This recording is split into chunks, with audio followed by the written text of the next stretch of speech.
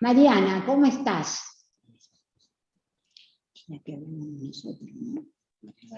Mariana Martínez. Hola Zunilda, buenas tardes A ustedes. a todos, ¿cómo están? Muy bien, una alegría que estén, y yo creo que empecemos, que ustedes van a ir viendo a todas, y Perfecto. para... Ya está el equipo de la dirección, Sebastián, Máxima y Oliver van a ser las personas que van a presentar este taller. Bien. Así que le damos la bienvenida también a todos y a todas. Ya somos 43 participantes, así que... Podemos empezar. Podemos empezar, Sebastián. Bueno, ¿qué tal? ¿Cómo están? Buenas tardes a todas y a todos.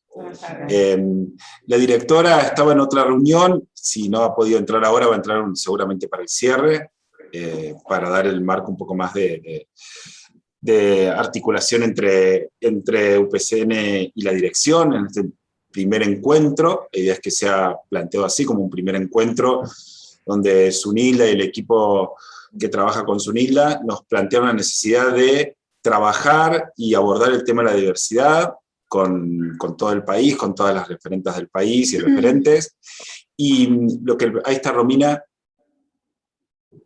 Y bueno, el objetivo un poco hoy que les vamos a plantear es, vamos a dividir el taller en una primera parte, donde vamos a estar con las compañeras y abordando algunos de los temas que pensamos que eran importantes. Después ustedes, si quieren, vamos a dejar un espacio al final para que hagamos preguntas. No sé si, Romy, querés dar la bienvenida, aprovechando que entraste recién, fuimos muy puntuales en el inicio.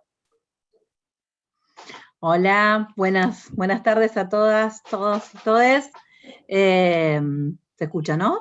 Sí, escuchamos bien. Bueno, ¿cómo están?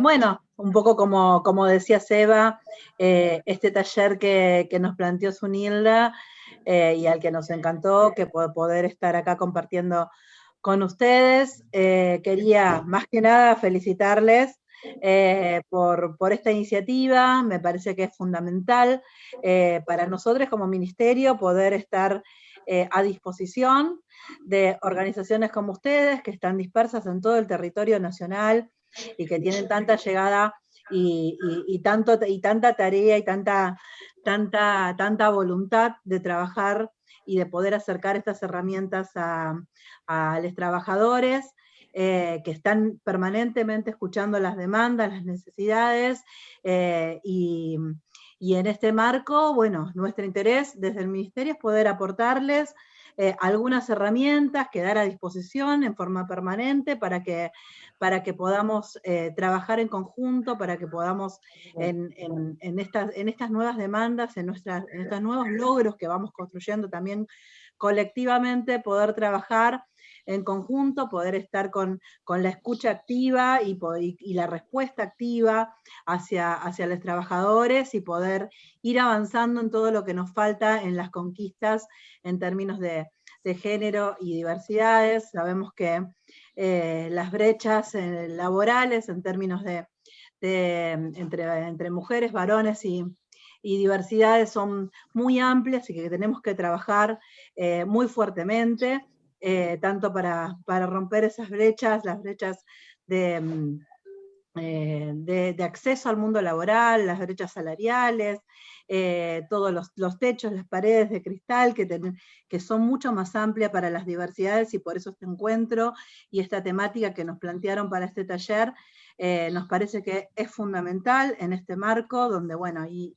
los compañeros van a profundizar en todo el marco normativo que fuimos construyendo y que fuimos conquistando y que tenemos que sentirnos también muy empoderadas en ese sentido, porque es toda una conquista que fuimos dando en conjunto desde el feminismo y desde el transfeminismo, desde toda la lucha de los colectivos de diversidad y fundamentalmente de todas las organizaciones que como ustedes han estado trabajando en redes de sindicatos, de empresas y construyendo colectivamente todo este marco que hoy y en este contexto nos ayuda fundamentalmente un gobierno que está al tanto y que está comprometido con las demandas populares, a poder plasmarlas en decretos, en políticas públicas, en legislaciones que hoy vamos a compartir con ustedes, y que después les queda a ustedes la gran tarea de poder llevarlas a sus ámbitos de trabajo y a los ámbitos de militancia para poder hacerlas efectivas y que se vayan transformando en mayores marcos normativos y en mayores conquistas también en términos de conciencia colectiva. Así que bueno, felicitarles y que nos espere un gran encuentro y quedar a disposición para todo lo que podamos seguir aportando desde nuestro ministerio. Los dejo en manos de compañeros históricos en el ministerio que vienen trabajando muy fuertemente en temas de género y diversidad, Sebastián, Mariana, bueno, compañeros que se han incluido también por el cupo como Oliver y Máxima también, y que estamos muy contentos de poder recibirles y que sean parte hoy de nuestro equipo. Así que, bueno, un buen encuentro y a disposición de lo que necesiten. Bueno, muchas gracias, muy amables ustedes por estar con nosotros y permitir que todas las compañeras y compañeros del empleo público que están en nuestra organización, desde Jujuy a Tierra del Fuego y como ustedes ven, de todas las provincias, puedan escuchar las voces de ustedes, lo que piensa el ministerio y tener claro el mensaje. Por eso nos interesaba mucho que el mensaje sea de ustedes, que ustedes para después ver cómo seguimos trabajando y que todos puedan estar enterados, y no siempre somos los de Buenos Aires. Y el país es todo. Así que estamos todos para escuchar, expresamente. Así que el ámbito es de ustedes. Muchas gracias, muchas gracias. Bueno, gracias, Zunilda. Como les contaba, y rescato lo que dice Zunilda, la posibilidad de la virtualidad nos hace que hoy nos encontremos todas y todos desde una punta hasta la otra del país, con un mismo tema y abordando esta posibilidad de encuentro y de un inicio de diálogo. Les vamos a proponer una metodología del taller, que la idea que tiene también obviamente la virtualidad y el tema del Zoom tiene algunas limitaciones, entonces vamos a tratar de posibilitar el diálogo, pero si no podemos en esta hora y media que nos proponemos este encuentro, quedan algunos temas por responder o algunas inquietudes que les surjan después. El canal de comunicación a través de Mariana, a través de Zunilda, va a estar a partir de ahora con la dirección, así que vamos a poder a través de correos o cualquier otro canal que nos acerquemos, poder seguir las consultas o las inquietudes o profundizar algunos de los temas. De todas maneras, lo que le vamos a proponer, vamos a hacer una primera parte expositiva con Máxima y Oliver, en la que les vamos a pedir que si mientras estamos exponiendo hay alguna duda, la escriban por el chat, que Mariana va a tomar estas preguntas, y cuando terminemos la exposición, Mariana va a retomar algunas de estas preguntas y vamos a responderlas. Si se repite alguna pregunta, o Mariana entendiendo un poco más ya cómo es la dinámica de trabajo, nos va a posibilitar agruparlas y poder responderlas, y ojalá nos dé también el tiempo para abrir el micrófono, que es la idea, y que cada uno de ustedes o cada uno de ustedes nos puedan preguntar y poder dialogar en lo que se posibilite este encuentro virtual. Yo lo que voy a hacer ahora, el material que vamos a usar hoy, se los vamos a reenviar por mail, obviamente a través de Zunilda, que va a ser guías, que vamos a hablar ahora, y algunos textos, y les vamos a mandar un Prezi, que es un link, como si fuera un PowerPoint, pero es de una plataforma, que solo tienen que pasar, como voy a hacer pasar yo, a través de las flechitas de la computadora, y van a poder recorrer este mismo material que van a ver hoy, que voy a compartir en la pantalla, lo van a poder ver después cuando ustedes quieran repasarlo en su casa, que va a tener videos y va a tener también bibliografía, que no vamos a ver ahora, pero que van a estar los links para que puedan bajar y si quieren profundizar algunos de los temas. Así que todo el material nos vamos a encargar después que les llegue a través de un correo con este Prezi. Yo voy a compartir ahora, y ustedes díganme si ven. ¿Ahí ven en la pantalla? ¿Se puede ver? Sí, se ve bien. Bueno, vamos a recorrer, ahora la idea era hoy, como nos pidió Zunilda, enfocarnos en los temas de diversidad sexual, en el tema de los ámbitos laborales, y obviamente desde una mirada y desde una perspectiva del empleo público del Estado. Ese va a ser hoy un poco el abordaje a partir de esta mirada, y vamos a recorrer algunos temas que entendemos que primero va a ser una perspectiva general de lo que pensamos y lo que venimos aportando en la construcción de políticas públicas con respecto a la diversidad, pasando también para después con un detalle de los marcos normativos vigentes, que son los mandatos que hoy como trabajadores del Estado y como ciudadanos tenemos en un Estado que ha incluido derechos en los últimos años fuertemente, y pasando a algunas prácticas o buenas prácticas que entendemos que son los protocolos o algunas maneras de incluir cláusulas de derechos, pasando, la idea es que sean como ejemplificadoras, no quiere decir que de este modo, de esta forma, o esta es la única forma que vamos a poder pensar un protocolo, pero sí es un protocolo que por lo menos toma hoy la mayoría de la normativa. La idea de los protocolos, pasar por una perspectiva, después por una normativa general y después por un protocolo, es llevar un poco esta idea de los derechos humanos, en los que se enmarca la diversidad sexual, que también están representados en la legislación de los estados, pero también a veces no es suficiente y es necesario pensarlas en guías o en protocolos de actuación concretos en los ámbitos de trabajo, en las ramas de actividad de las personas que están trabajando, en el territorio. Muchas veces las leyes son generales y necesitan a veces interpretarse y bajarse a lo concreto del día a día de las trabajadoras y los trabajadores. La idea que partíamos esta era la idea del paradigma de la igualdad. El paradigma de la igualdad, que tiene que ver en el acompañamiento de la legislación nacional, tiene que ver con la idea de pensar en derechos colectivos, de incluir aquellos aspectos o situaciones particulares que tienen algunas personas, pero como derechos colectivos. Y la diversidad sexual y la militancia de la diversidad sexual se enmarca en las militancias y en las luchas de los feminismos. Tomaron muchísimas de estas experiencias, desde la primera, segunda ola, digo, yo no voy a andar mucho en los temas de género, que seguramente ustedes de esto saben un montón, pero la idea es que el colectivo de la diversidad sexual incorporó dentro de sus luchas la necesidad de pensar en aquellas particularidades en cuanto al género y la orientación sexual que tienen las personas LGTBIQ. Ahora vamos a ver un poco qué significan estas siglas y por qué se piensa en estas categorías para agrupar a las personas, además de si son mujeres o varones, también otras categorías que hacen esta diversidad de biografías o de maneras de expresar nuestra vida. Les vamos a presentar algunas referentes de esto. Una es Loana Berkins, que ya no está con nosotros, pero fue una de las primeras militantes en los temas de diversidad sexual y fue la primera promotora del tema de la inclusión de las personas trans en la sociedad. Ella impulsó muchas de las leyes que hoy son leyes y que tal vez ella no llegó a ver, pero fue una de las impulsoras de la Ley de Identidad de Género, y después de todo lo que tuvo que ver después con la inclusión en el cupo laboral trans. La idea de pensar que los derechos humanos con una perspectiva de género y diversidad sexual es un paradigma de inclusión en el que nos enmarcamos la legislación argentina y los acuerdos internacionales que hace el Estado argentino con el resto de los estados.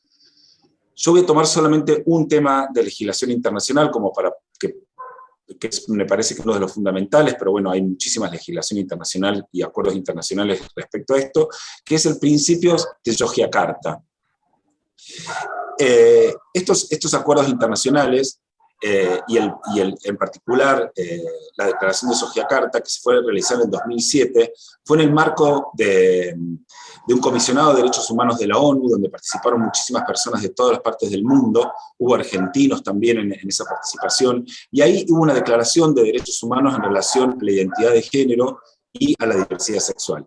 Y son como los derechos fundamentales que van a regir a partir del 2007 en toda la legislación en el mundo que fue avanzando y sobre todo en la Argentina. Quiero rescatar de estos derechos de Yogyakarta. Bueno, es perfecto.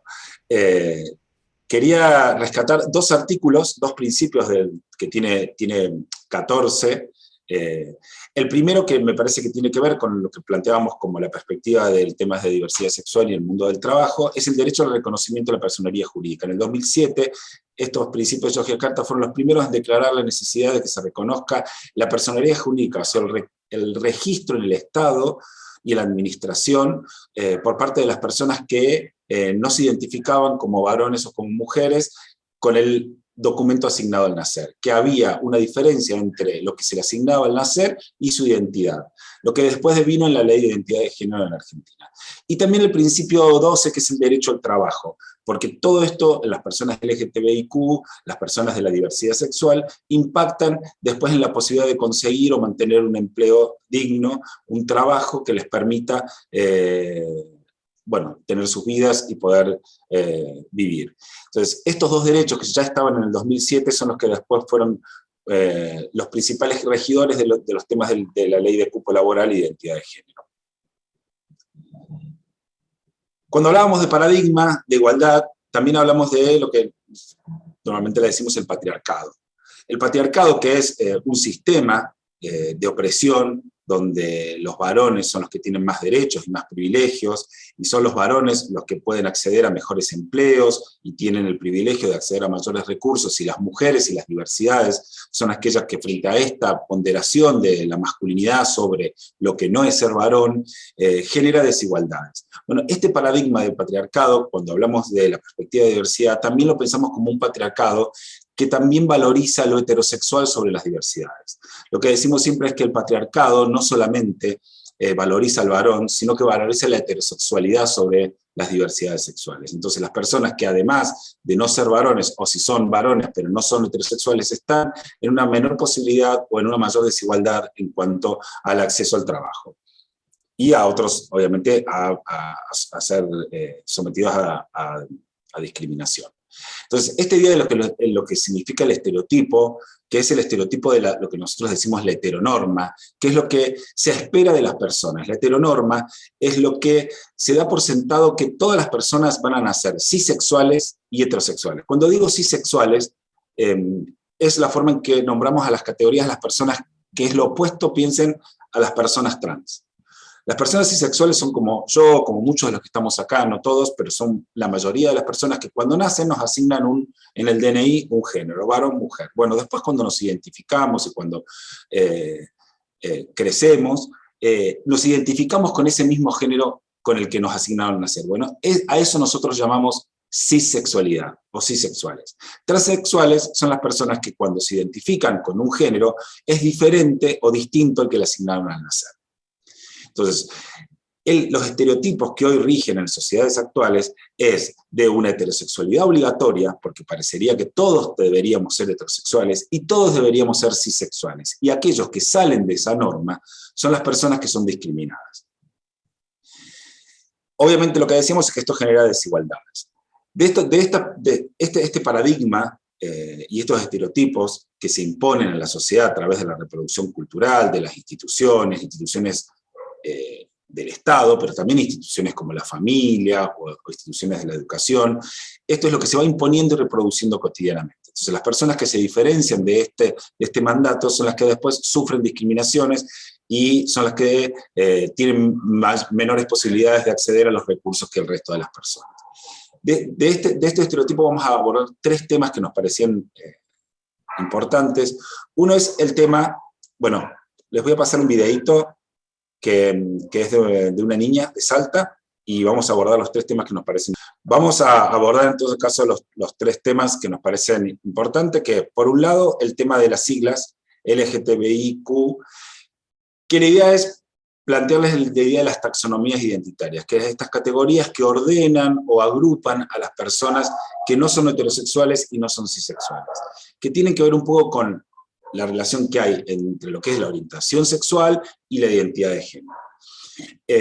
La orientación sexual tiene que ver con el deseo y, digamos, enamorarse o el deseo sexual hacia personas de distinto sexo. Esos serían personas heterosexuales.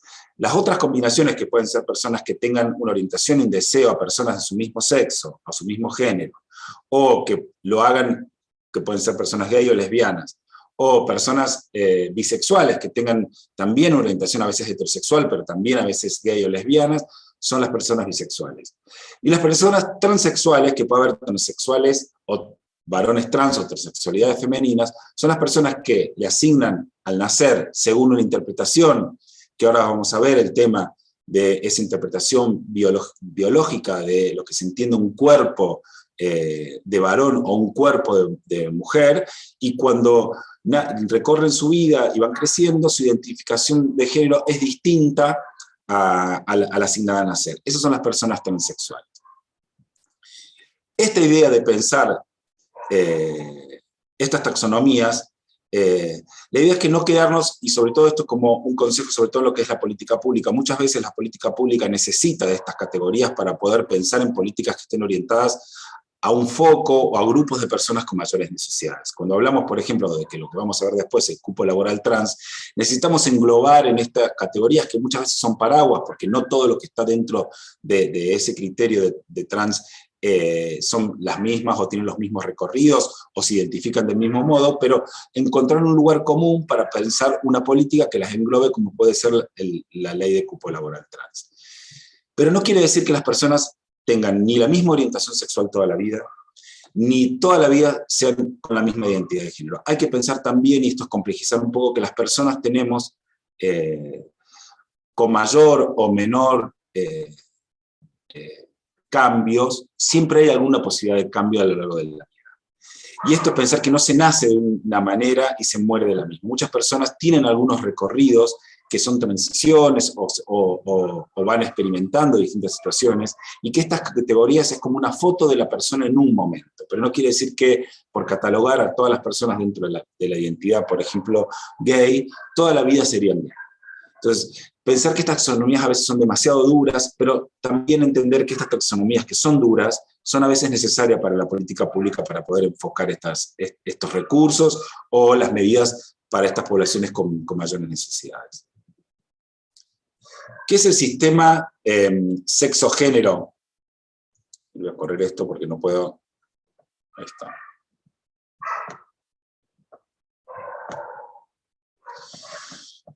Bueno, es pensar, retomamos la palabra un poco de Simone de Beauvoir, que la biología no es un destino, no se nace mujer, se hace, en el sentido de pensar las identidades de género desde una perspectiva cultural, una perspectiva subjetiva, una perspectiva de una construcción a través de nuestras vidas, y que un poco lo que vino el feminismo a contarnos, esta diferencia entre que lo que uno nace, o la asignación de la mirada biológica de los cuerpos, no necesariamente es lo que después tiene que ver con una identidad de autopercepción de lo que es mi género. Por eso la ley de identidad de género viene a reconocer esa diferencia y con la posibilidad de un cambio registral en los papeles o en toda la documentación que me representa en mi identidad frente a la sociedad, para poder adecuar esos papeles a lo que realmente las personas se identifican o autoperciben. La idea de sexo está muchas veces planteada en la idea de binarismo, de pensar al varón y a la mujer en relación a algunas características biológicas, como puede ser el pene para niños cuando nace un bebé, o se le asigna el género varón porque se lo identifica con algunas características biológicas, que puede ser el tema del pene, por ejemplo, pero también hay algunos criterios médicos que tienen que ver con los cromosomas o con las hormonas. Y cuando tienen vulva, vagina y útero, se las asigna a la mujer. De todas maneras, esa división también binaria, que es una lectura de la biología, tampoco es tan exacta. Es también una interpretación de las ciencias médicas que muchas veces simplifica estas categorías biológicas en dos categorías, varón y mujer, pero que en el medio no vamos a entrar acá demasiado en el tema de intersexualidad, pero hay muchos niños que nacen bajo el espectro de la intersexualidad, que es que estas características tan fijas entre varón y mujer, o que se presentarían tan fijas, no lo son en realidad, sino que hay un espectro también de diversidad en los cuerpos. Pero bueno, el sistema médico asigna a varón y a mujer, y ese sistema médico después se representa en un DNI o partida de nacimiento, que le asigna el sexo al varón y a la mujer. Después, lo que se vino con la discusión de los estudios de género y los estudios de diversidad, y con las leyes de las nuevas inclusiones de las leyes de diversidad sexual y de identidad de género, es pensar el género como una construcción, una categoría que tiene que ver con lo que la sociedad entiende con los rasgos femeninos y masculinos, y pensar los géneros a través de esas categorías de comportamiento, de conductas, o de autopercepción de lo que uno siente, y no en relación a lo biológico, al cuerpo.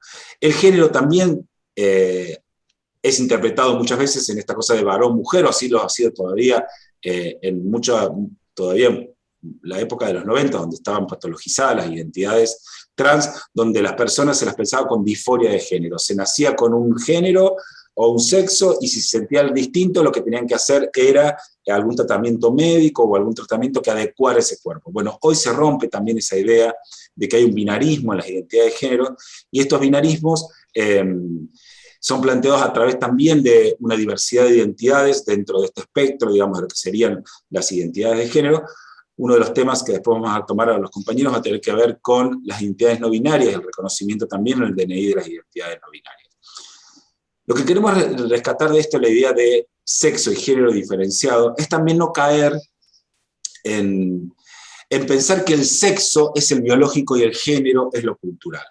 Porque a veces también en esa idea de sexo-género, que lo decimos un sistema sexo-género, se presenta o se interpreta socialmente como un sexo verdadero, ¿no? Entre comillas, obviamente lo verdadero, que es el macho y la hembra, y un sexo cultural o no verdadero, o adquirido, o ficticio, o simbólico, y esa división también es falsa. Digo, pensemos en esta idea de sexo-género, la idea hoy es pensar más en las identidades como identidades autopercibidas, donde lo biológico no tiene que ser un tema que guíe ni aporte a la interpretación del otro. Yo cuando veo a una persona, o cuando nace una persona, no debería pensar qué sexo tiene solo por características biológicas. La identidad de género es una sola, y es una construcción de las personas en relación con otras y otros, y es a lo largo sobre todo de su vida, y la mayoría de las personas lo expresan o lo sienten en la primera infancia, a partir de los 6, 7 años. Y finalmente, queríamos tocar un poco, que vamos a adjuntarles que la dirección hizo una guía de lenguaje inclusivo, y plantearnos un poco cuál es el enfoque que desde la dirección y desde el Ministerio de Trabajo estamos con el lenguaje inclusivo. Breve recorrido de cómo surge el lenguaje inclusivo. En los años 70 el feminismo impuso o discutió las categorías de la Real Academia Española en pensar al masculino plural como abarcador. E incluyó el lenguaje no sexista. Desde la década del 70 hasta finales de los 90, fue esa discusión donde el feminismo imponía la visibilización de las mujeres a través del lenguaje, donde el todos y todas, el empezar a poner en los sustantivos femeninos como presidenta, y no solamente presidente, y empezar a discutir la visibilización de las mujeres en los roles y en los espacios y en la vida cotidiana. ¿Y por qué lo hacían? Porque pensaban que el lenguaje, que en realidad tiene uno de los mismos fundamentos que tiene hoy el lenguaje inclusivo, el lenguaje recorta y reproduce realidades. El lenguaje configura la forma en que nos relacionamos con los otros. Y si ese lenguaje no incluye la visibilización de mujeres, difícilmente, hay muchas publicidades que hablan de las niñas y niños pensándose en algún oficio, y si difícilmente se nombran oficios en femenino, las mujeres puedan pensarse como astronautas, como presidentas, y hay toda una perspectiva de pensar el lenguaje como reproduce y nos permite comunicarnos, pero también reproduce realidades. Bueno, a partir del 2000, las nuevas generaciones, y sobre todo con las marchas del Ni Una Menos y del aborto, las nuevas generaciones, que no son la mía, seguramente son los más chicos, que hoy tienen alrededor de 20 y algo, empezaban en los secundarios a partir de las marchas. Bueno, ahí comenzó a profundizarse esta idea de que el lenguaje es político. Y lo llevaron un poco más lejos todavía. Y empezaron a incluir las identidades no binarias en su lenguaje. Y empezaron no solamente a usar la X, el arroba, sino a incluir la E. Entonces el famoso todes, que aparece ahora, y que seguramente incomoda muchísimo, como generación más grande que somos, no estamos acostumbrados a hablar con todes, pero vemos que hay muchísima soltura, sobre todo en los jóvenes, para hablar con la E. Es un lenguaje mucho más político del lenguaje no sexista. Y tiene que ver con las nuevas generaciones que empezaron a incomodar a través de ese lenguaje. Hay una autora que yo les recomiendo, en este texto que está acá, hay un link de página 12, que habla de por qué el lenguaje inclusivo es amenazante para las masculinidades hegemónicas. ¿Por qué los varones heterosexuales son los más incomodados en el lenguaje inclusivo? Y estas autoras lo que dicen, que trabajan el tema de la ESI y el lenguaje inclusivo, es que el lenguaje es una herramienta política. Las nuevas generaciones lo llevaron mucho más fuerte a ese objetivo. Y cuando usan el todes, saben que incomodan en ese todes, porque el objetivo es incomodar, el objetivo es visibilizar que no solamente hay varones y mujeres, sino otras identidades, y que también esas identidades pueden ser visibles en el lenguaje. Traigo un ejemplo que sacamos de la Real Academia de este año, que es buscar la palabra varón y mujer hoy en la Real Academia, porque muchas veces con el tema de discusión del lenguaje no sexista, el lenguaje inclusivo sobre todo, es que la Real Academia Española, que tiene una función de normatizar y normalizar el lenguaje, va detrás de lo que es el uso seguramente de los reclamos políticos, feministas, transfeministas y de la diversidad sexual. Hoy la Real Academia, digo, esto como herramienta también para pensarlo cuando nos planteamos frente a producir una pieza de comunicación, por lo menos entender que el varón plural no es hoy, y eso es lo que queremos transmitir, que el varón plural no es hoy un lenguaje que nos interpele a todos y a todas, y que tenga que ver con un momento político. Después se utiliza el lenguaje no sexista, el todas y todos, o el todes, tiene que ver con esta idea de que el lenguaje es político, y en eso hay que ser estratégicas. Tal vez en una pieza, si voy a armar un documento para ser leído con un ministro, es muy difícil que lo haga hablar con todes, pero sí puedo tal vez volver al lenguaje no sexista y hablar un todas y todos. Pero sí tener en cuenta que lo que no podemos hoy, como todavía dice la OIT, cada vez que hace un texto, es que se va a guiar por la regla de la Real Academia Española, donde el plural masculino abarca todas las identidades. Eso, desde la militancia del feminismo y el transfeminismo y las diversidades, entendemos que eso está mal. Un ejemplo de esto, que siempre tomo como para poder problematizar, es la idea de buscar varón y mujer en la Real Academia Española. Varón, si ustedes van a la Real Academia, dice varias acepciones. En las acepciones que habla, bueno, del sexo masculino, obviamente de la edad viril, y de el punto 4 que habla de una cuestión de un barco, porque tiene ese también el nombre de una herramienta de un barco, que es la cabeza del timón, que la vamos a sacar. El resto es un hombre de respeto, autoridad u otras cualidades. Un buen varón es un hombre juicioso, docto y experimentado. Es un hombre de gran bondad. Un varón es un hombre ingenuo o condescendiente. Un varón es un hombre de extremada bondad y virtud. Ahora, si vamos a buscar mujer, en la Real Academia hoy, encontramos. La acepción de mujer es utilizada para femenina por excelencia, esa sí que es una mujer. Esposo, pareja femenina habitual en relación a otro miembro de la pareja. O sea, la mujer se define por estar casada. Mujer de su casa, normal y corriente. Prostituta, de vuelta prostituta. Irresistible y peligrosa.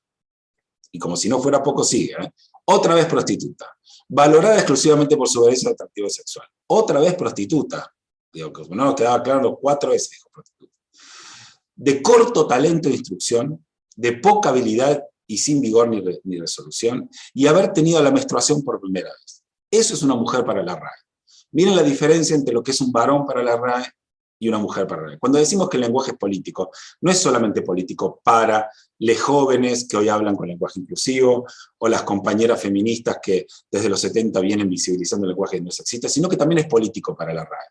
Si ustedes tienen la posibilidad, pueden entrar a la página de la RAE, vean quién es el consejo directivo. La mayoría tiene más de 70 años, son 42 referentes directores de la RAE. De los 42, 37 son varones. Hay solo 4 mujeres, o 5 mujeres, y no hay ninguna diversidad. Entonces también es una decisión política cuando se arma la RAE.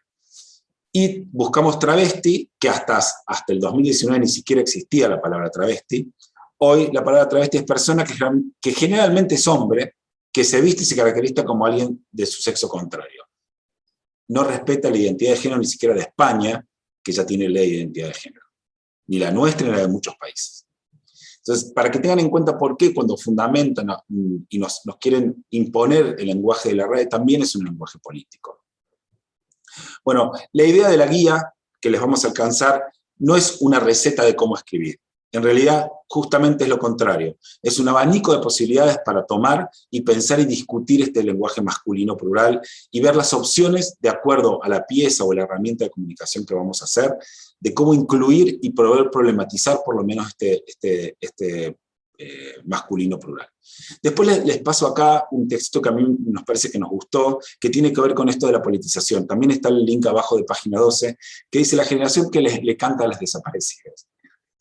Esa en realidad, la parte que están ustedes leyendo es un extracto de la nota, pero lo que habla es cómo las nuevas generaciones tienen un compromiso político. O sea, es impensable, es por lo menos tener en cuenta que el compromiso político de las nuevas generaciones viene de la mano de un lenguaje inclusivo, que son una herramienta que utilizan los jóvenes. No es el fin de nada, sino la herramienta con la que quieren problematizar y se comprometen los jóvenes con la realidad. Seguramente estos jóvenes que van a ver después en la foto o en la nota de página 12, tienen entre 15 y 18 años, o sea que no han estado ni habían nacido en el momento de los desaparecidos y del último golpe militar. Sin embargo, se apropian de esas luchas y utilizan el lenguaje inclusivo y hicieron carteles que decían compañeras desaparecidas. Bueno, un poco hasta acá les debía plantearles un poco el paradigma de lo que entendemos es pensar la diversidad sexual, un poco en la reproducción cultural, pero también en los ámbitos de trabajo. Ahora la dejo un poquito a Máxima, paso que va a abarcar el tema de marco normativo. Hola, ¿qué tal? Buenas tardes a todos. Bueno, quiero agradecerles la participación que están teniendo. La verdad que estoy muy contenta de poder ser parte de este panel que va a exponer junto a todo el equipo, a cargo de Romina Lorena Rodríguez. La verdad que es un placer compartir estos espacios con ellos. Justamente creo que la función primordial de este taller es crear espacios de reflexión, donde iniciamos con algunas preguntas. Entonces, quizás debemos comenzar y preguntarnos dónde empiezan los derechos humanos universales, que es más o menos por el lugar donde venía Sebastián planteando esta transmutación y recepción que sufrió justamente todo nuestro cuerpo normativo. Y si preguntamos dónde empiezan los derechos humanos universales, podemos decir que es desde espacios pequeños, son aquellos espacios pequeños que quizás están cerca de casa, tan cerca y tan pequeños que no se pueden ver en ningún mapa. Sin embargo, son el mundo de la persona individual, es decir, el barrio donde vive, la escuela o facultad a la que asiste, quizás su ambiente de trabajo. Estos son los lugares donde la persona busca la igualdad ante la justicia, busca igualdad de oportunidades, la igualdad de dignidad y sin discriminación. Para que esos derechos tengan un sentido en cualquier lugar, el deber del Estado es respetarlos. Es respetar estos derechos primarios, y es primordial la legislación de ciertas normas. Entonces la pregunta sería, ¿qué sucedió en nuestro derecho argentino? Nuestro derecho argentino vino por un proceso de recepción de todas estas normas internacionales, y llevamos una larga carrera que podríamos situarla desde hace 20 años atrás, a pesar de que en realidad la sociedad deja de ser una sociedad sedentaria y comienza a realizar manifestaciones a cargo de muchos militantes, entre ellos los que mencionaba justamente Sebastián, como Serlona Berkins, Diana Zacayán, desde la militancia trans, y fundamentalmente lo que se logró fue justamente la recepción de estos derechos en nuestro cuerpo normativo. Para comenzar, vamos a ir a una de las primeras leyes, que fue la más importante quizás, en el cambio de paradigma, ¿no?, de cómo se legitimaron nuestros derechos. Tenemos la Ley de Unión Civil del año 2002, que es la Ley 1002, que justamente habla sobre la unión libre de dos personas con independencia de su sexo u orientación sexual. ¿Esto qué nos trae? Nos trae acá uno de los primeros pasos que vimos en cuanto al derecho normativo, en cuanto justamente a la despatologización de la homosexualidad.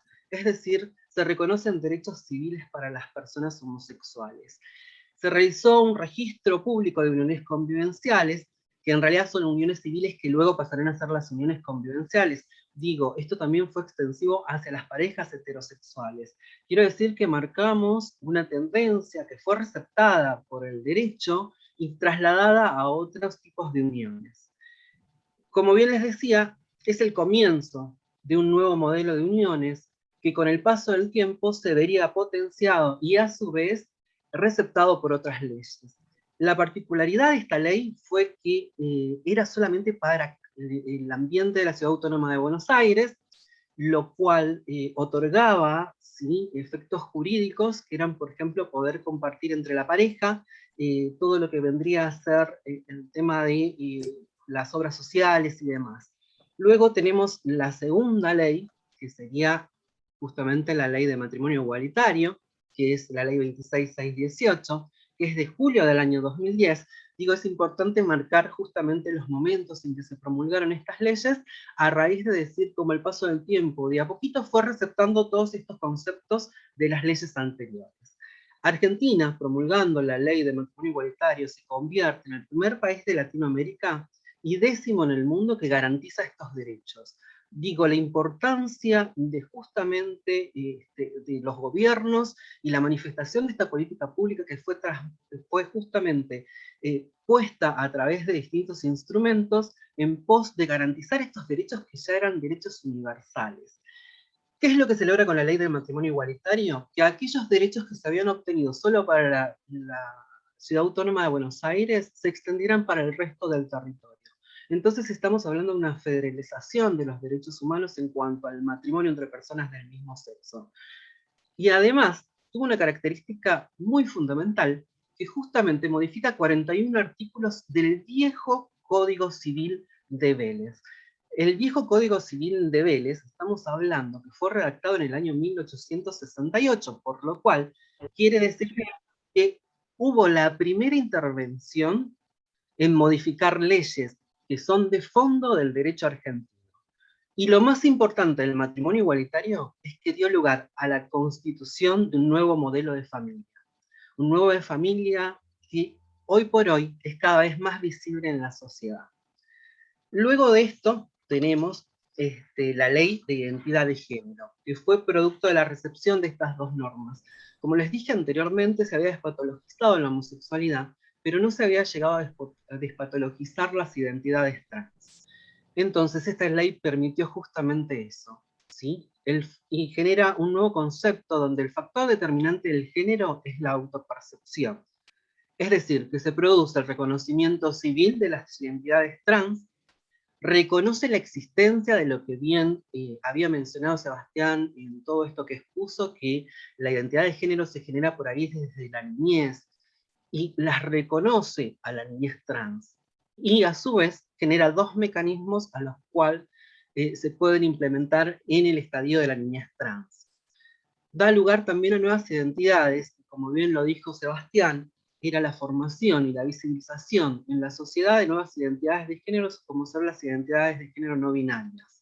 Y permite además, digamos a manera de rectificación de identidades trans, a través de la rectificación de los DNI, que no es una situación obligatoria, es decir, que uno puede encontrarse amparado bajo la ley de identidad de género sin haber registrado o sin haber cambiado el registro de los datos personales.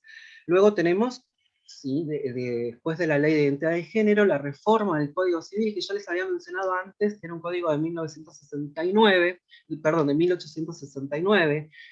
prácticamente transcurrieron casi 150 años hasta que se pudo reformar este Código Civil, que tiene que ver con las leyes de fondo.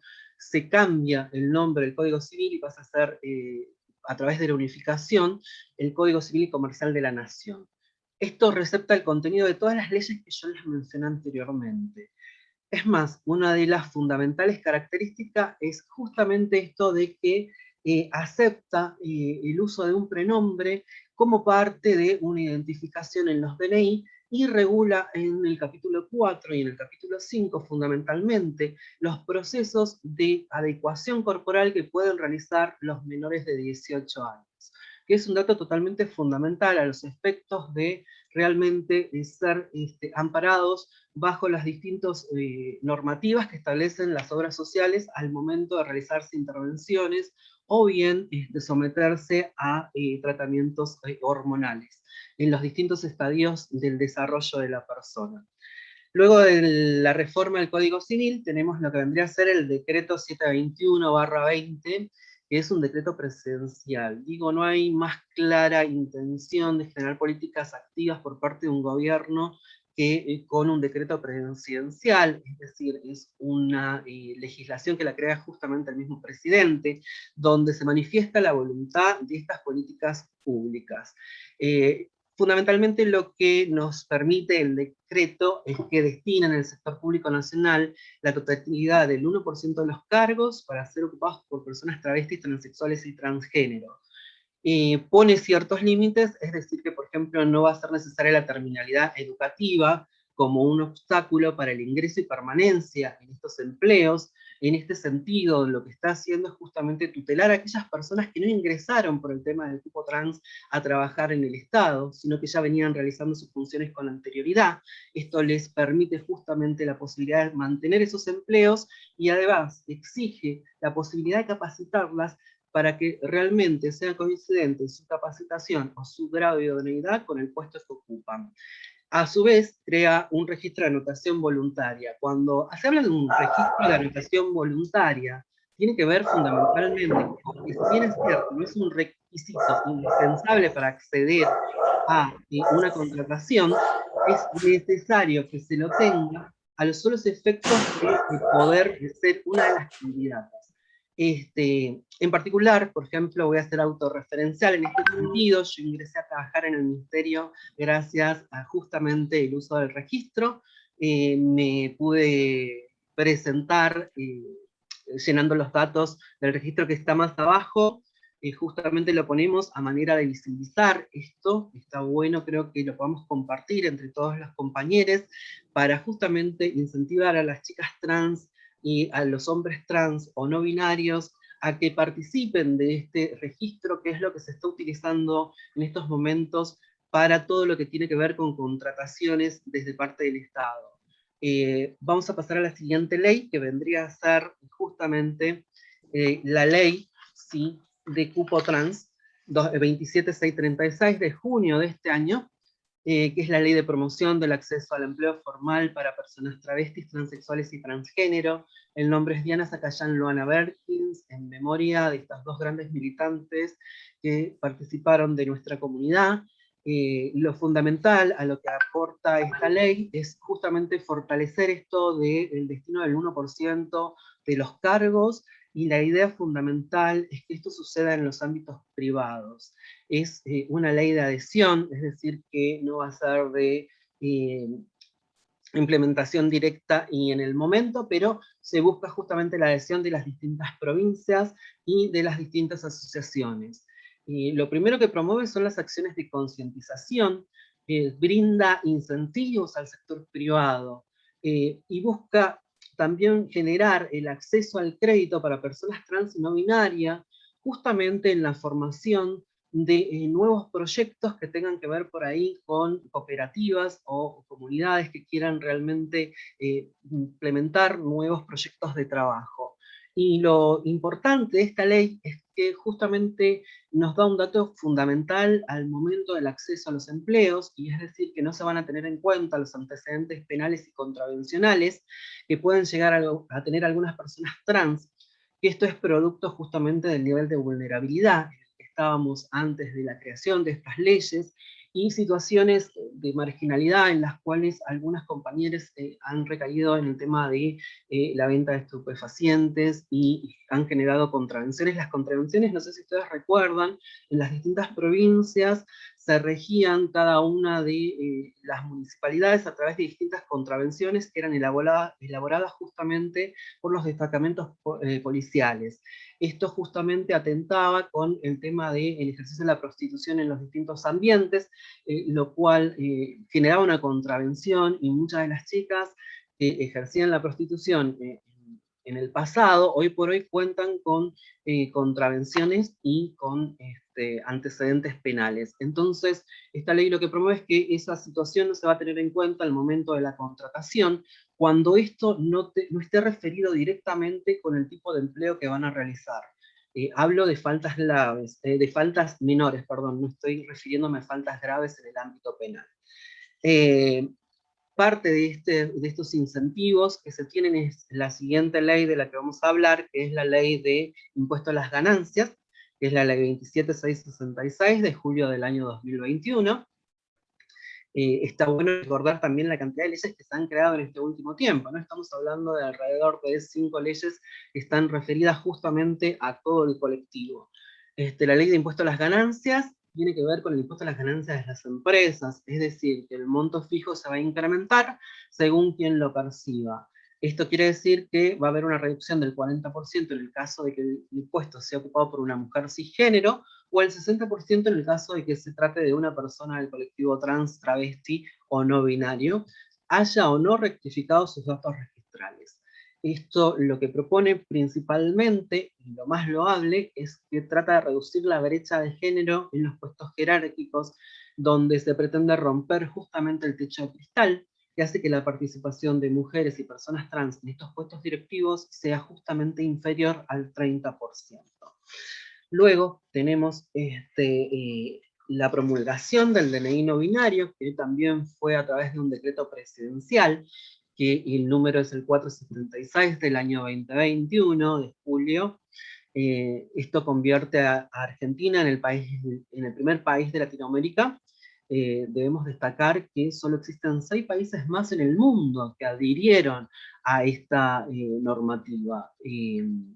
Los documentos nacionales de identidad y los pasaportes ordinarios para argentinos van a estar justamente identificados con la sigla F, M o X, X para el caso de las personas no binarias, donde tenemos también que tener en cuenta que esto tiene un marco normativo a nivel internacional, que es a través de la Organización de Aviación Civil Internacional, con 129 Estados miembros, de los cuales solamente 7 fueron los que rectificaron esta situación, y considero que en algún momento podría llegar a tener algún tema de problemática que tiene que ver con el derecho internacional, en cuanto justamente a la libre circulación por distintos países. Este es un DNI que va a ser utilizado solamente en el ámbito del Mercosur, que es el lugar donde va a tener validez.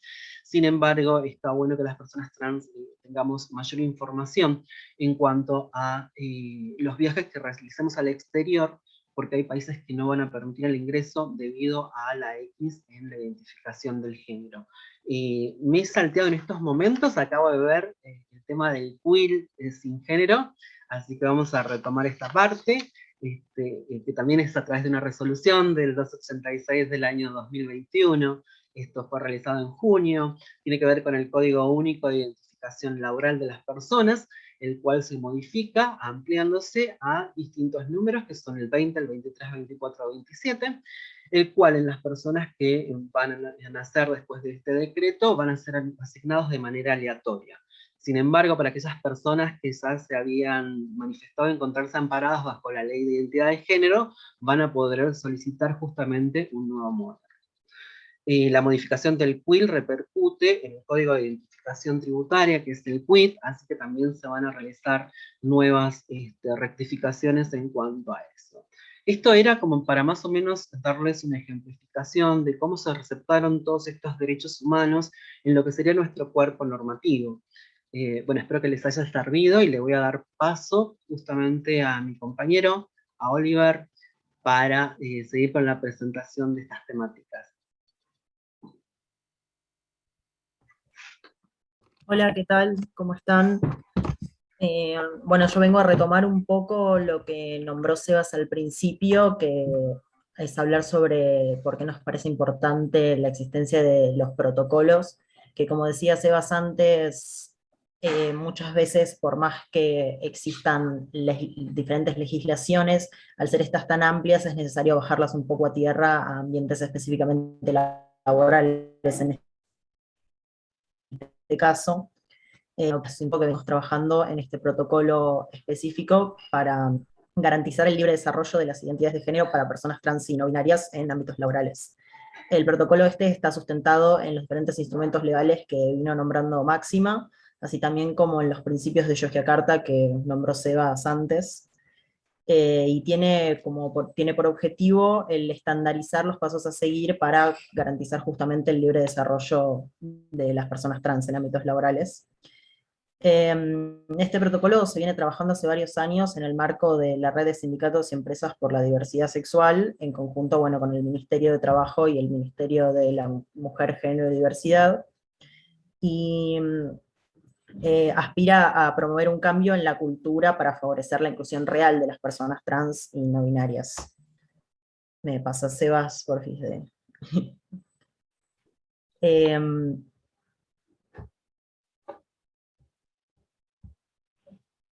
Bueno, más específicamente los objetivos del protocolo son garantizar realmente el acceso al trabajo de las personas que se encuentren amparadas por la Ley de Identidad de Género, promover espacios libres de toda discriminación que respeten el libre desarrollo, también así alentar a la toma de medidas para erradicar las desigualdades que se generan y las desigualdades que ya existen en la sociedad, realizar actividades de sensibilización y capacitación, y promover igualdad de condiciones para todas las personas en los diferentes ambientes laborales.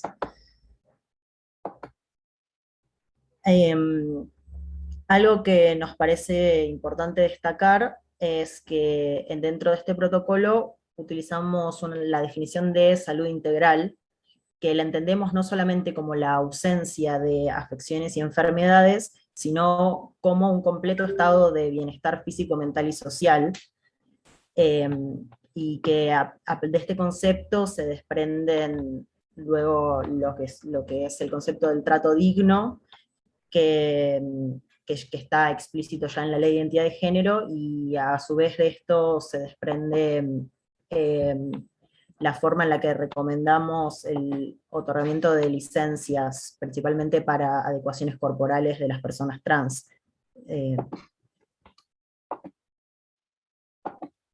Y bueno, más específicamente hablando del protocolo uno de los puntos principales es el procedimiento de rectificación de los datos registrales en concordancia con la Ley de Identidad de Género,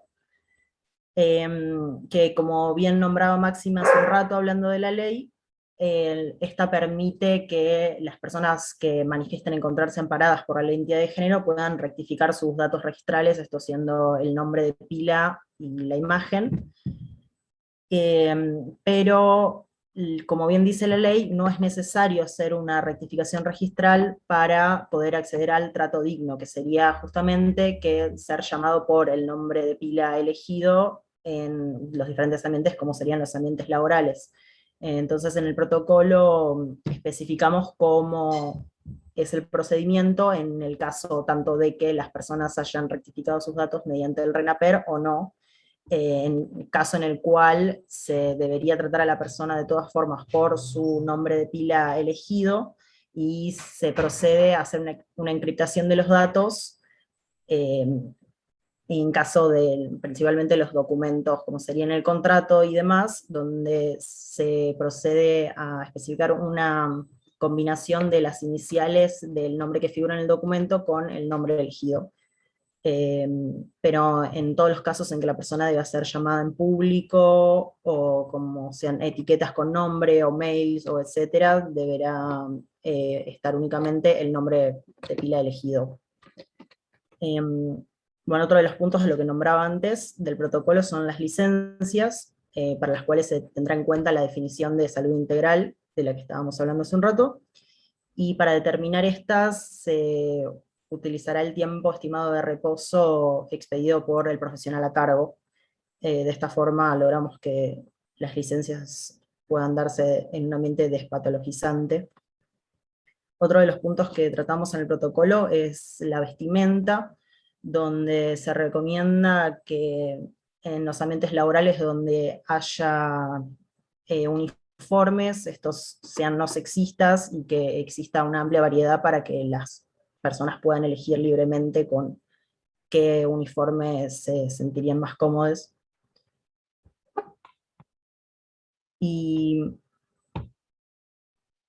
después, ahí se está cargando, otro de los puntos son los baños y vestuarios, los cuales también deberían estar acompañados por esta política de diversidad e inclusión, con lo que cada persona debería poder escoger qué baño o vestuario utilizar para sentirse más cómodo.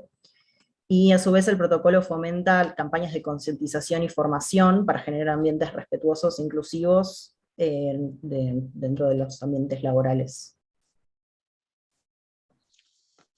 Y ahora Sebas nos va... Vamos a ver si podemos poner el videíto. Solo hacer una aclaración, que en la última paritaria, en el empleo público, se incorporó la licencia para 30 días para las personas trans para la adecuación, que va en relación a esto que decíamos del protocolo, y en relación a lo que dice la Ley de Identidad de Género, de que haya licencias por adecuación, que eso no lo especifica la ley, no está tampoco cambiado en el convenio, digamos, en la ley, en la LST, pero sí algunos convenios colectivos y algunas paritarias están incorporando, como fue el caso de este año en el empleo público, donde ya tenemos 30 días para las personas por año que puedan hacer adecuaciones físicas o alguna intervención médica.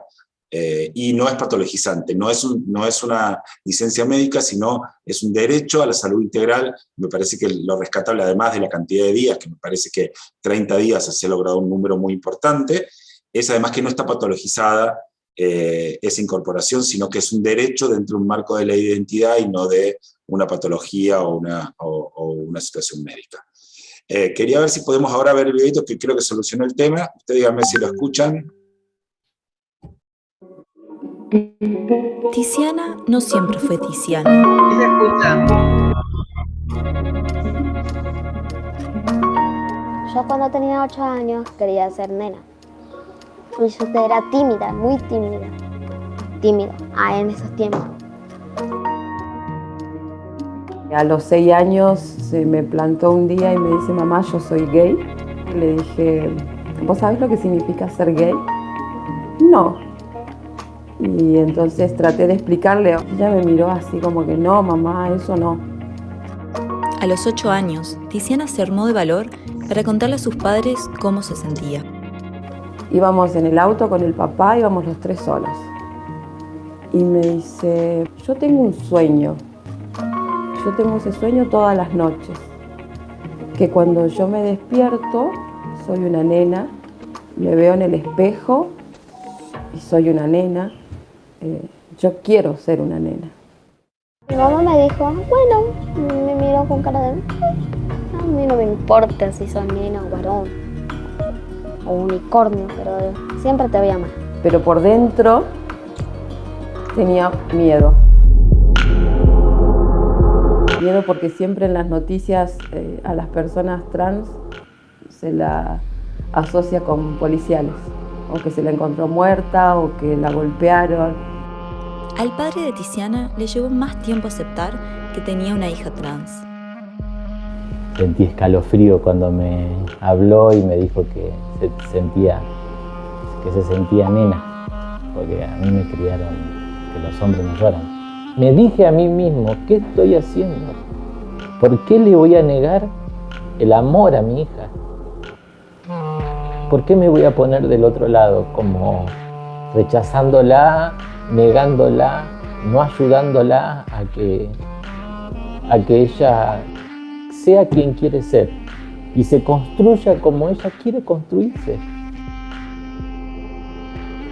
A los 10 años, Tiziana se convirtió en la niña trans más joven en obtener el cambio de documento de identidad en la provincia de Salta, Argentina.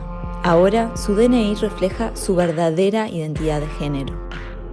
Cuando recibí mi DNI, recibí como si fuera mi primer cumplido de nena. Ahora lo tengo acá y es como mi placa. Ese día fue el día más feliz de mi hija, que fue repartir abrazos a todo el mundo. Para mí fue una de las tantas batallas ganadas. Fue la primera, pero no la última. En Argentina existe por ley el derecho a la identidad de género, pero Tiziana sufre discriminación por ejercerlo. La verdad que está siendo un poco dura la vida con mi hija, solo por ser. Y muchas veces duele. Tiziana es rechazada por el resto de su familia y dice que sufrió bullying en el colegio al que asistía. La principal causa creo que es la ignorancia y la falta de empatía, porque mi hija no pide que la acepten o que estén de acuerdo con lo que ella siente, sino que la respeten.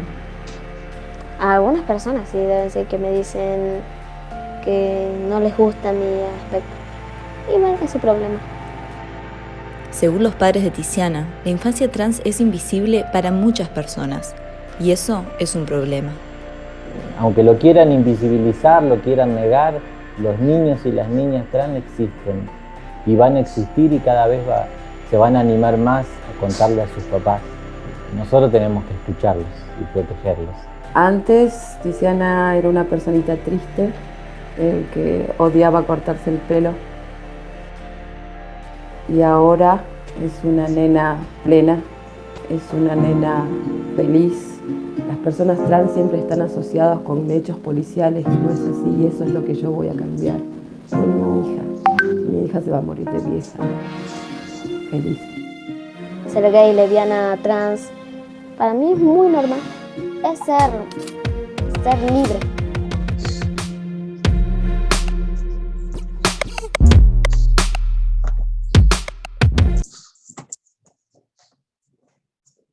A ver, vamos a volver al... Oh, siempre se me tilda en este momento.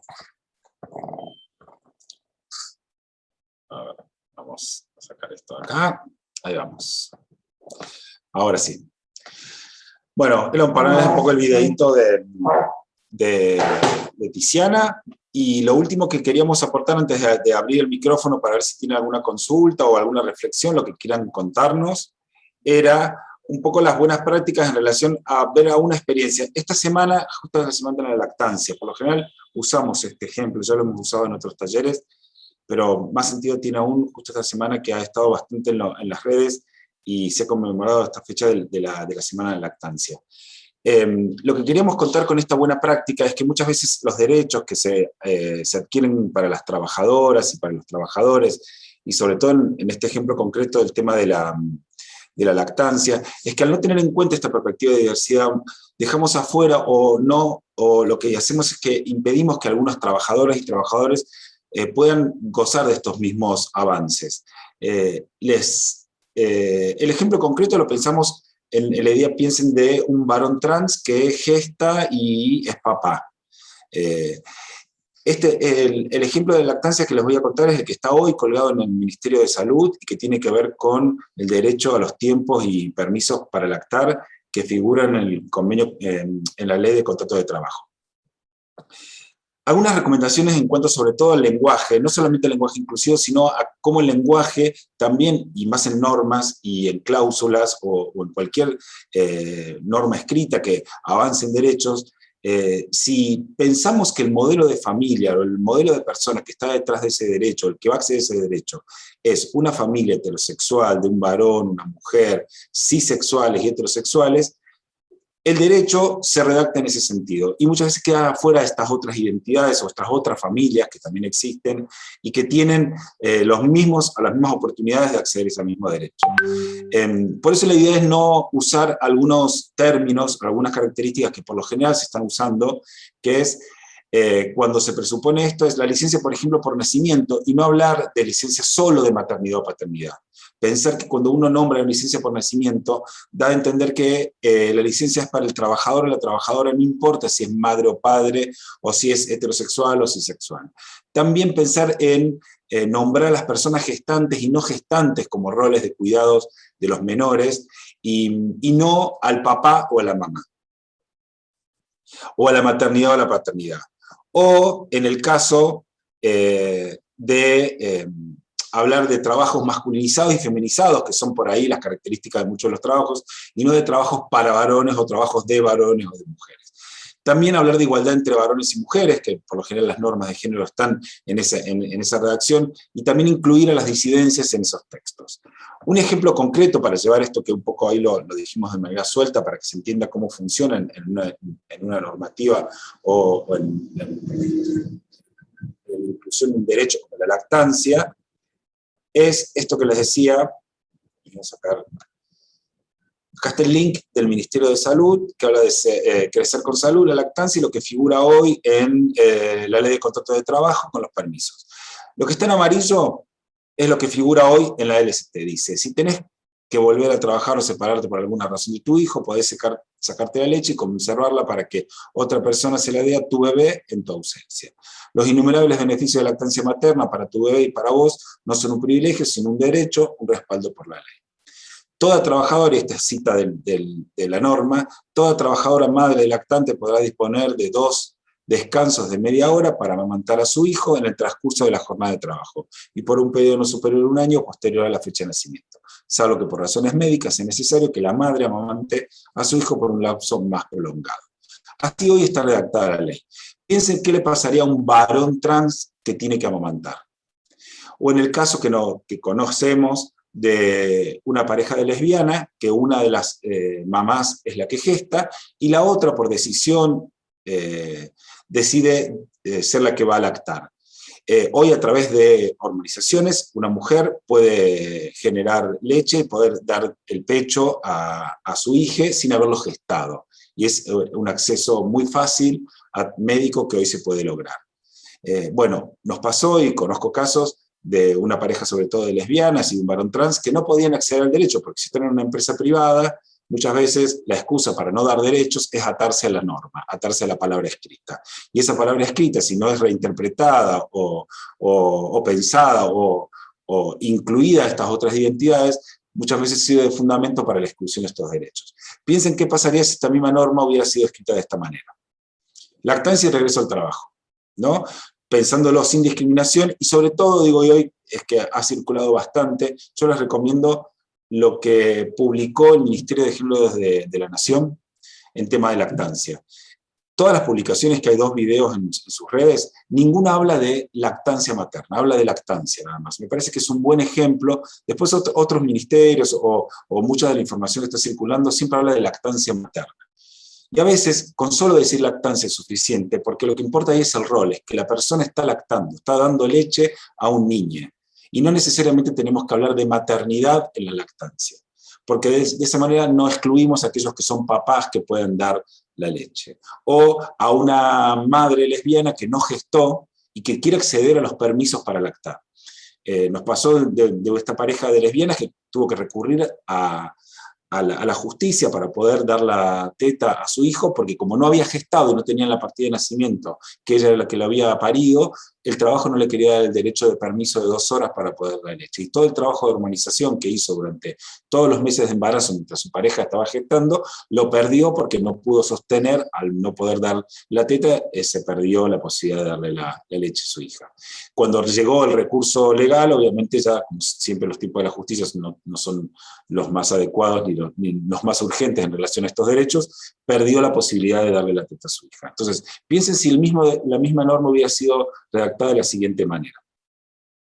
Si tenés que volver al trabajo, separarte por alguna razón de tu hijo o hija, porque también la norma supone el sexo del niño, lo pone como un varón, no sabemos por qué. Podés sacarte la leche y conservarla para que otra persona se le dé tu ausencia. Los innumerables beneficios de la lactancia para la primera infancia y para vos no son un privilegio, sino un derecho respaldado por la ley. Toda persona que trabaja y esté amamantando podrá disponer de 2 descansos de media hora para amamantar en el transcurso de la jornada de trabajo y por un periodo superior a un año posterior a la fecha de nacimiento, salvo que por razones médicas sea necesario se extienda por un lapso más prolongado.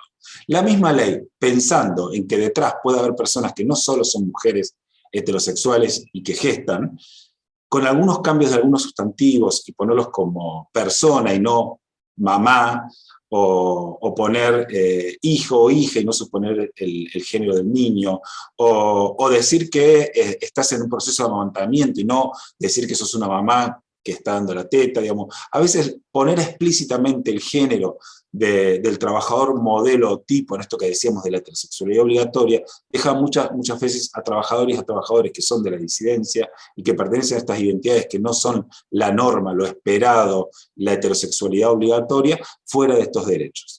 Entonces, este es un ejemplo muy simple sobre un tema que es bastante, sobre todo en esta semana, que es de la lactancia, de cómo debería pensarse la normativa cuando avanzamos en los derechos, de incluir a los trabajadores y siempre por lo menos pensar que detrás de ese derecho no siempre está o va a tener que ser usado por una familia que no es heterosexual o asexual. Si pensamos eso, después la redacción del mismo texto es muy simple de hacer, no es compleja. Lo que pasa es que muchas veces por la reproducción del lenguaje, y esto que decíamos, que reproducimos un lenguaje, y ese lenguaje también produce realidades, terminamos usando el típico la trabajadora mamá y el trabajador papá, cuando no necesariamente detrás de ese trabajador hay, o la identidad de ese trabajador es la de una persona heterosexual y cisexual.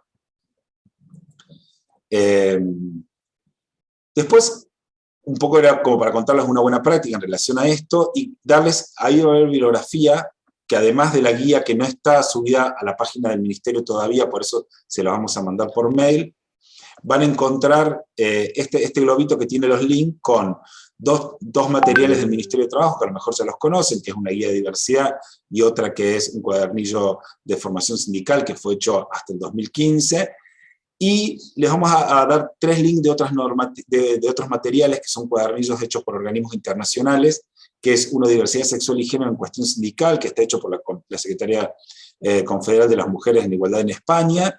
Después hay uno de la Escuela Sindical de la Corporación del Caribe Afirmativo, que también tienen sobre el tema de diversidad sexual y sindicalismo, y uno que es de Uniglobal también, que tiene que ver con el tema de la perspectiva de diversidad sexual y una guía LGTBI en el mundo sindical.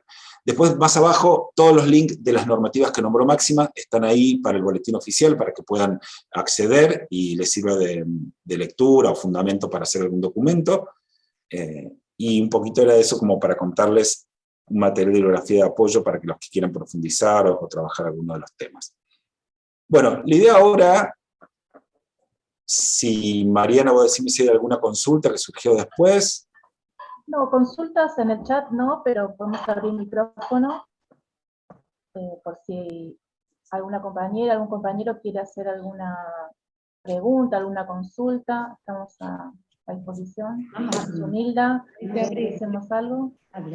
Ahí te abrí. Bueno, mira, muy interesante, y a nosotras nos da yo no sé por qué no, una oportunidad importante. A ver, ¿está abierto este? Sí. De cuando hacemos las normativas para el empleo público, cambiar el lenguaje existente, porque en los distintos lugares del país el lenguaje es muy antiguo y está totalmente con la trabajadora mamá, el trabajador mamá, si amamanta, no amamanta. Hace años que estamos peleando eso, y peleando por algo que incorpore a todas y todos, o todes, como quieran decirlo, es aumentar los días de licencia por el nacimiento, que es fundamental, porque es mucho más amplio, abarca distintas situaciones,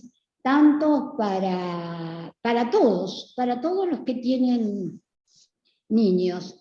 Aumentarla, que beneficia al Estado empleador, a la situación, y hacerlas opcionales entre padres o entre los padres. Cualquiera de los dos puede accederlo, y que eso exista, que haya más flexibilidad y que acomode también para la vida laboral, para la vida personal, para el estado de bienestar.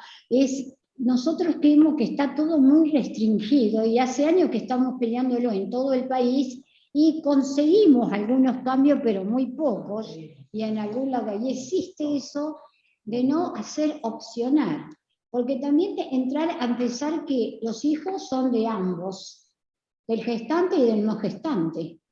Tienen que estar los dos comprometiéndose. La época más difícil de la vida de alguien de los que tienen hijos, es cuando recién nace, se incorpora otro ser humano, y eso es muy complejo, y necesita mucha interactuación, y tiene que ver mucho con el estado de bienestar, y aceptar las nuevas realidades. Si uno se va tantas horas y vuelve un rato cansado y demás, el otro está y se queda, el otro la otra, ¿no? Los mismos.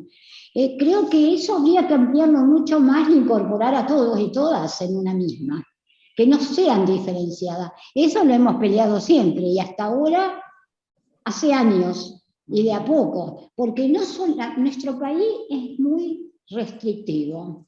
Acá, vos sos empleo público, según donde vivías geográficamente, tenía más derechos que otros. Hubo una época en democracia, cuando empezamos con estos temas, que si vivía en una provincia tenía 180 días de licencia. Y si vivía en la ciudad autónoma de Buenos Aires, 90, y hasta ahora sigue pasando. Entonces ya no se discrimina únicamente, hay que tratar de considerar al humano y al humano trabajador todo en un conjunto, ¿no?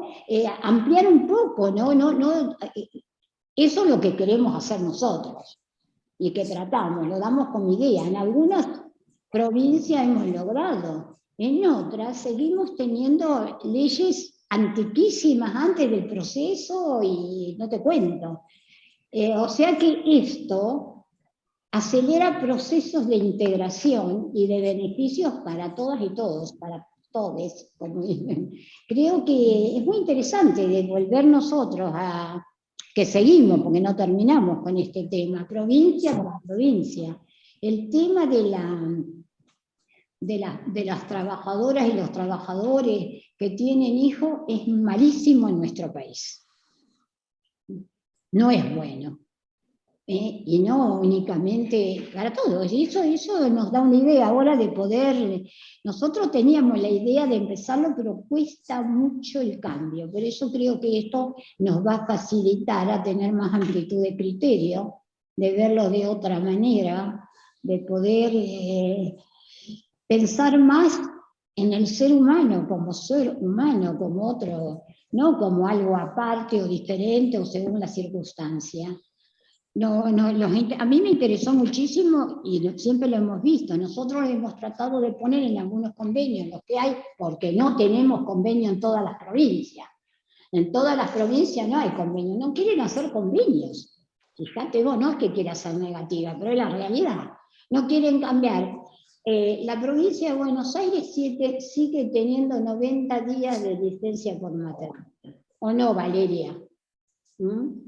Están tratando de años. Digo acá, Valeria. Estamos hace años con diferentes proyectos para la modificación de la ley y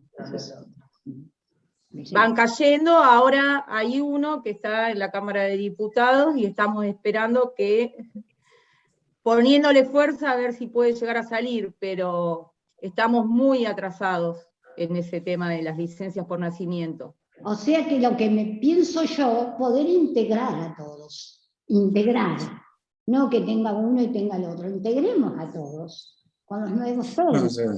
Eso, como decís, unir la voz es lo ideal, y obviamente las luchas sindicales y las peleas se dan en estos ámbitos y los logros se van avanzando progresivamente.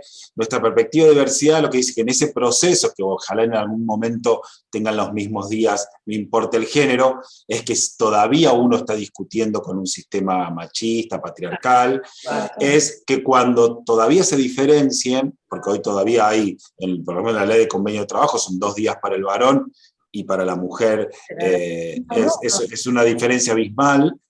Entonces, es que por lo menos si va a haber un avance en los varones de 2 días a 15, a una semana, que es lo que se puede negociar en ese momento, no se lo plantee como varón, sino como no gestante. Claro. Porque ese pequeño avance, a veces, si solo se lo plantea como varón, lo van a usar solo los varones heterosexuales. Si uno pone varones y personas no gestantes, se lo puede también tomar una mamá lesbiana no gestante, o sea, la que compañera de la que no va a tener el bebé puede disfrutar de ese avance y no queda fuera de esa incorporación. Entonces, lo que proponíamos en esto, que en esta lucha, que sabemos que es el avance progresivo y que tiene que ver con una lucha histórica de las perspectivas y las luchas feministas dentro del sindicalismo, de conciliar el mundo del trabajo con la vida familiar, es que muchas veces por no utilizar estos, o reproducir este lenguaje de varón-mujer, ese avance lo disfrutan algunos, nada más, cuando podrían disfrutarlo también las personas no gestantes, que no son varones, y continuar en la lucha para que en algún momento puedan tener los mismos días, tanto no importa el género de la pareja. Claro, y aparte una concepción más humanitaria. Los hijos son de hombres y de mujeres, o de ambos, o de como sea. Sí. No es que alguien, porque pasa que alguien tiene una obligación. Eso es lo que estamos hace años tratando de incorporar. Bueno, a nosotros esto nos permite hacer un cambio y tratar en los lugares en que sea más de avanzada, integrar de una manera para todos. Eso sería maravilloso, y es lo que estamos, y es imposible que no lo puedan entender, y hemos logrado, o que sea opcional, entre el gestante y no gestante, de acuerdo a intereses, a necesidades, porque tampoco te pueden poner, bueno, tuviste un hijo, esta se tiene que quedar, el otro se tiene que ir. O bueno, si ella puede hacer algo, no tiene que ser este. Esas cosas son arbitrarias, totalitarias, son avasallantes, te desempoderan, son malísimas. Y sin embargo pasa en nuestro país. Si nosotros lo tenemos al trabajo, que nunca lo terminamos porque siempre queremos lograr algo más.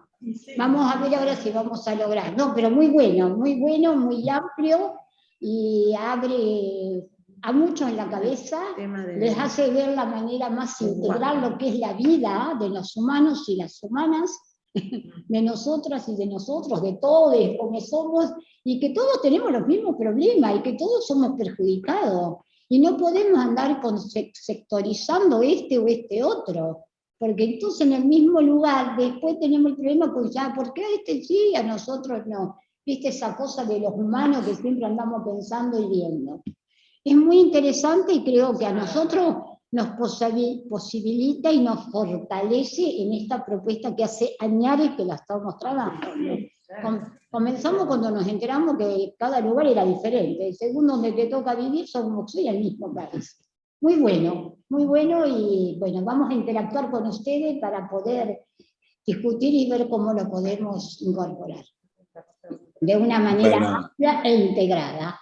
Bueno, estamos a disposición. Ella pasó 1 hora y media, que era lo que nos habíamos planificado. Si alguien quiere hacer algún comentario antes de que cerremos, de todas maneras cerramos este encuentro, pero como dijo Zunilda, estamos en contacto, como dijo también Romina, cualquier situación que les surja, que necesitan un apoyo, un material de que profundice algún tema para que puedan acceder o leer, o alguna consulta que podamos dialogar y buscar una alternativa, estamos a disposición, así que muy felices por la convocatoria. No, nosotras también, muy felices, y algo muy importante, de todo lo que hay que modificar y de lo que hay que hablar. Y abrir el cerebro de ver de un problema que teníamos, que por qué no tienen que tener el secundario y los demás tienen que tener el secundario. Ese es un tema muy fuerte y muy interesante, que hay que discutirlo, hay que hablarlo y mostrar, como ustedes mostraron ahora, lo que son las historias de vida, que no es porque una se lo eligió ni nada, sino porque la sociedad es la que actúa, la que se transforma en cómplice con las autoridades políticas, con las autoridades, con los funcionarios, incluso con sindicalistas, a veces en estas cosas, porque en esto hay que ser abierto y ver todos. A nosotros no es muy positivo, muy positivo. No sé, ¿alguien quiere hablar, compañeras y compañeros? Bueno, entonces acá aplaudamos. Un aplauso para todos, abran los micrófonos. Excelente, y esperemos encontrarnos, y le vamos a enviar un informe de lo que surgió, porque vamos a hacer un Zoom entre todas y todos, nosotros de UPCN, de Igualdad de Oportunidades, de todo el país, para que todos piensen a bien, a ver qué surgió. Para ver qué producto obtuvimos y ver los resultados con mucha libertad. Muchas gracias. Muchas gracias. Bueno, gracias. Muchísimas gracias. Gracias.